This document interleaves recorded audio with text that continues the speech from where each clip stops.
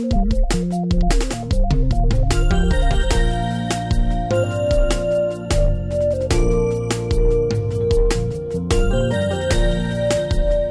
I'm sharing my crumbs from the Master's table, contending for the faith that once was delivered to the saints, the apostles who walked with Jesus.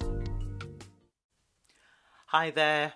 Most battles in life don't look like battles at all. They don't come with noise or chaos. They come quietly, in thoughts, in desires, in moments when no one else is watching. The Bible tells us there is an invisible battle going on, not just around us, but within us. And one of the most overlooked battlegrounds is this, the war between the spirit and the flesh.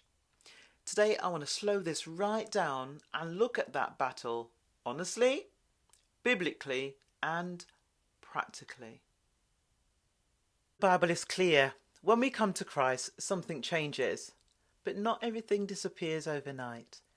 Galatians 5 tells us that the flesh lusts against the spirit and the spirit against the flesh.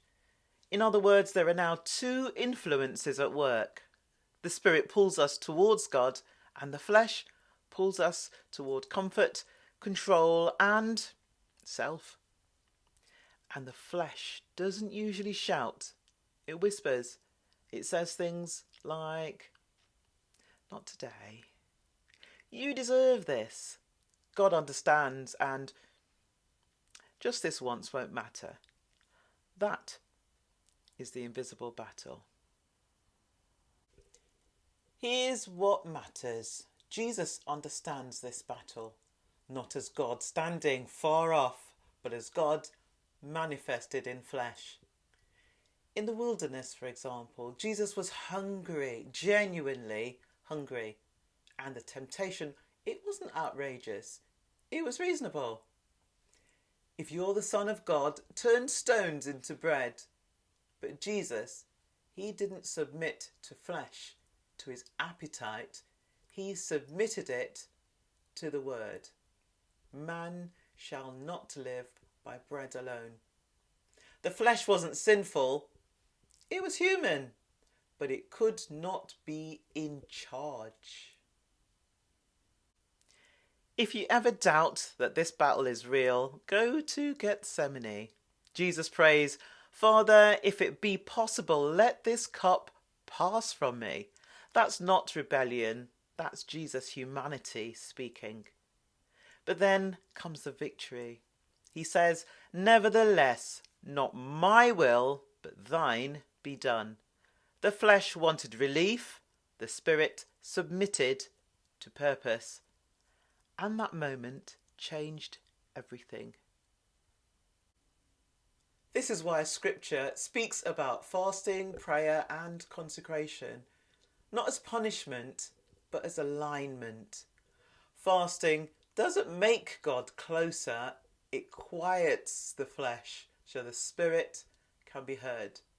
Prayer doesn't inform God, it repositions us. The Apostle Paul says it this way, "I die daily."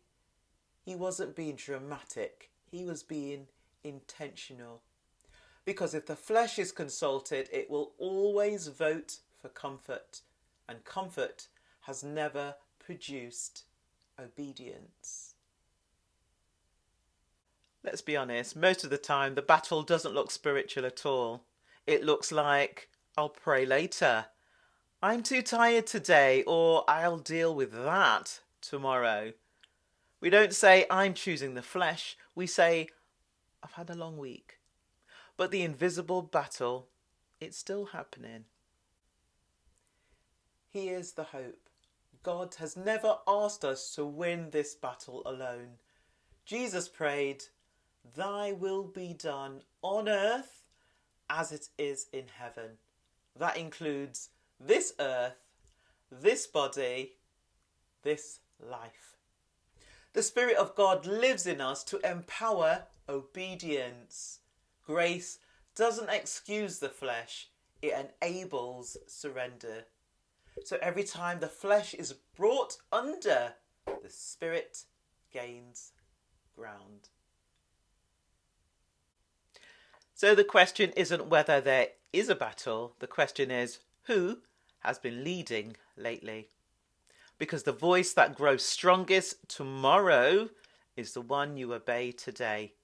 The invisible battle, it's real, but so is the grace of God. And when the Spirit leads, life follows.